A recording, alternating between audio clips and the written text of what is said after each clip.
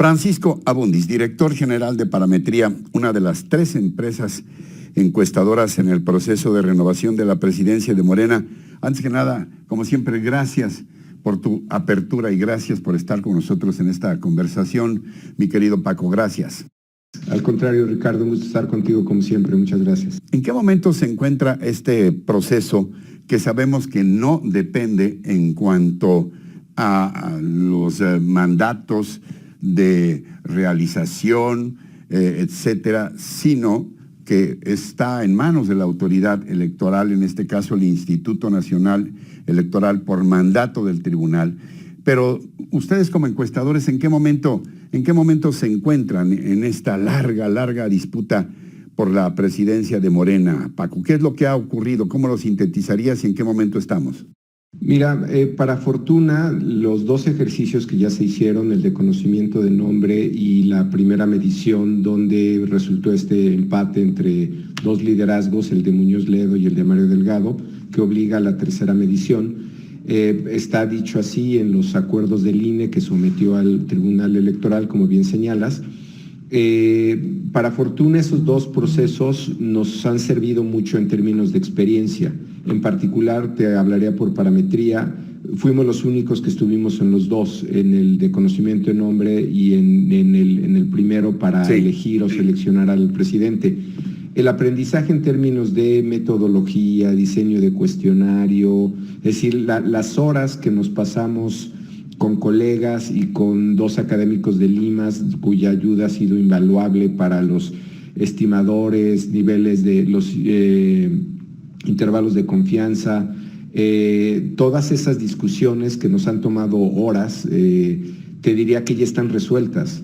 Entonces, la gran ventaja de lo que pueda disponer el Instituto Nacional Electoral para someterlo nuevamente al tribunal es que en cuanto ellos digan que, y a quien se lo indiquen, que entiendo que va a ser por un sorteo nuevamente, de los 5 posibles que estamos ahí, Demotecnia, Mendoza Blanco, Covarrubias, BGC y Parametría, estamos ya listos, casi te diría de un día a otro para empezar a hacer la medición, básicamente porque ya tenemos, en nuestro caso, dos experiencias, en el caso de mis colegas una, pero esa experiencia en términos de muestreo, campo, logística, te da una gran ventaja, Ricardo.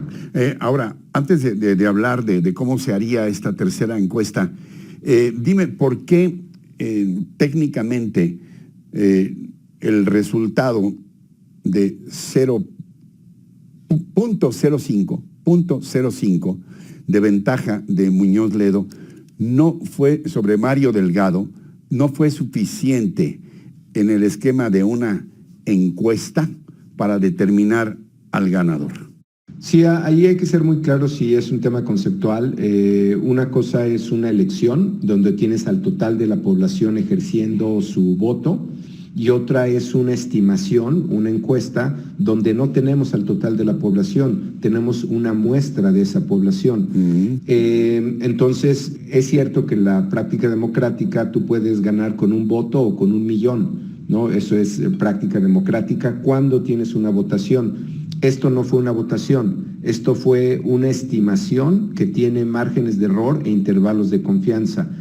En la estimación estadística, si esos intervalos se enciman, tú no puedes decir que hay un ganador, das más bien un empate.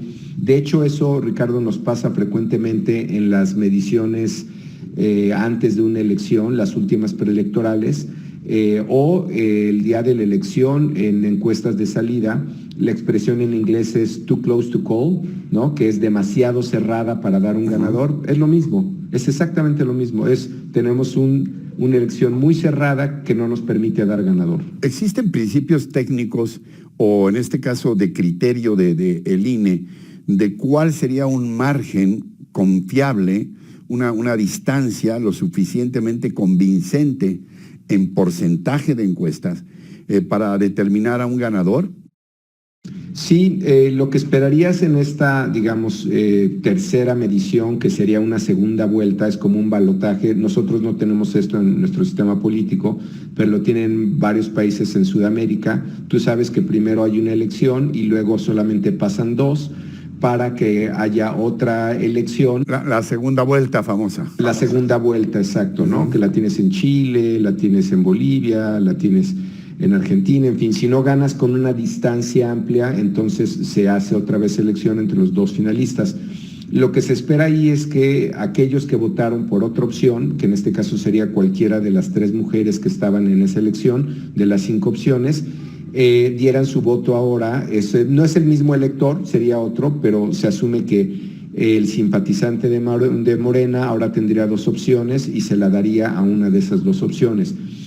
Existe la posibilidad, Ricardo, que creemos que es poco probable, pero existe la posibilidad que pudiera haber nuevamente un empate, pero eso es mucho más difícil cuando ya tienes 2 opciones, porque te tienes que decantar por una de las 2. ¿Cómo sabes cuál es el intervalo, digamos, donde esto ya se separa y se desempata? Pues es básicamente a partir de la muestra que se tiene, y por eso las 2 muestras anteriores han sido amplias. Digamos, esta última fue de 4.500 entrevistas, 1.500 por cada consultoría, porque eso te reduce mucho los intervalos de confianza y te permite dar un ganador más claro. Yo creo que lo que va a pasar con esta medición es que nuevamente vamos a tener 4.500 casos, pero los intervalos de confianza se van a reducir porque tienes solamente 2 opciones.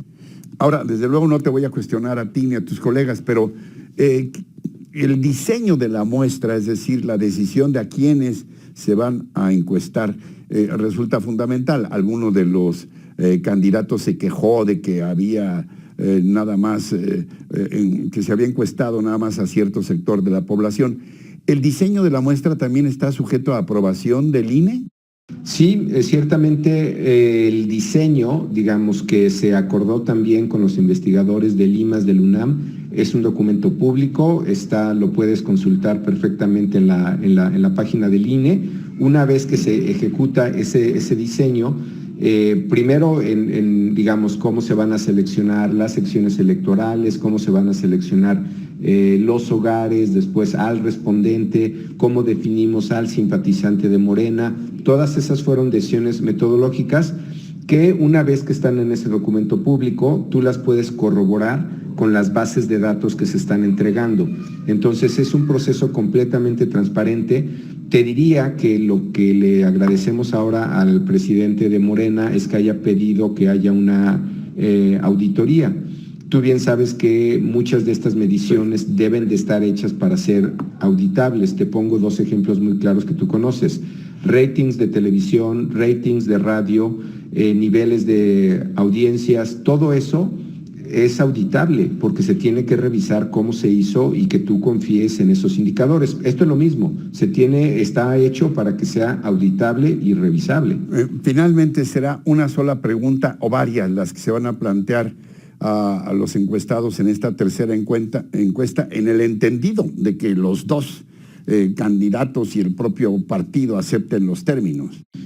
Será una sola pregunta porque así se determinó, a diferencia de otros procesos donde se puede hacer un indicador de varias preguntas o se toman en cuenta más de una pregunta. ¿Nos puedes decir cuál será esta pregunta básicamente? Sí, es la misma que hicimos, te la puedo leer, es la misma que hicimos para esta medición. Ajá. Una vez que informamos al entrevistado de que Morena está en un proceso de selección de su presidencia y su secretario ejecutivo, preguntamos, ¿cuál de los siguientes candidatos elige usted para que sea el presidente de Morena a nivel nacional? El encuestador entrega el dispositivo para que seleccione al candidato de su preferencia y estos nombres, Ricardo, como se hace en una tableta, se rotan todo el tiempo. Nadie aparece en primero o en segundo lugar, o en la anterior, cuando había 5 opciones, nadie aparecía primero en la primera, segunda. Pero ahora aparecerán 2 nada más. 2, pero se van rolando, a veces será Porfirio Muñoz Ledo y a veces Mario Delgado. Y en esto es importante tu pregunta porque se generó la impresión de que como Porfirio Muñoz Ledo había tenido mayor nivel de conocimiento que Mario Delgado en la primera medición, 40 contra 27 puntos, él o lo está argumentando así, me parece que es una confusión, que esto necesariamente predetermina preferencia. Y me parece que aquí el mejor ejemplo que tenemos, Ricardo, es el que tuvimos en la elección de la jefa de gobierno o la candidatura. Recordarás que estaba Ricardo Monreal, Martí Batres, el propio Mario Delgado y Claudia Sheinbaum, la actual jefa de gobierno. Ellos tres le sacaban entre 10 y 20 puntos de ventaja en nivel de conocimiento a Claudia Sheinbaum. En particular, Ricardo Monreal y Martí Batres estaban en 50, 55. Sí. Claudia Sheinbaum estaba en 30. A la hora que ya se hizo la encuesta de preferencia, dime quién es hoy la jefa de gobierno. Bueno, el ejemplo está clarísimo. ¿Algo más que quieras puntualizar, mi querido Paco, sobre esta expectativa que trasciende, estarás de acuerdo, el ámbito de Morena y se convierte en un asunto de interés nacional? Porque es obvio, Morena es el partido en el poder, en el gobierno federal, es la mayoría en las dos cámaras del Congreso, diputados y senadores, gobierna en buena parte de entidades, en fin, es un partido muy significativo en estos tiempos. ¿Algo más que quieras puntualizar sobre la relevancia de esta elección? Pues que es un privilegio poder participar en estos ejercicios, gozar de la confianza del INE, gozar de la confianza pública. Ese privilegio te obliga a hacer las cosas de la mejor manera posible, lo más nítidas, metodológicamente lo más limpias, lo más robustas, pero también lo más transparentes, ¿no? Entonces, yo creo que simplemente decir que estamos nosotros haciendo el mejor trabajo posible, que la verdad ha sido una gran experiencia entre colegas y también entre los técnicos del INE, los actuarios de la UNAM, y que creo que pues nosotros sí nos gustaría mucho una revisión de nuestro trabajo, porque en eso nos sentimos muy tranquilos y muy satisfechos.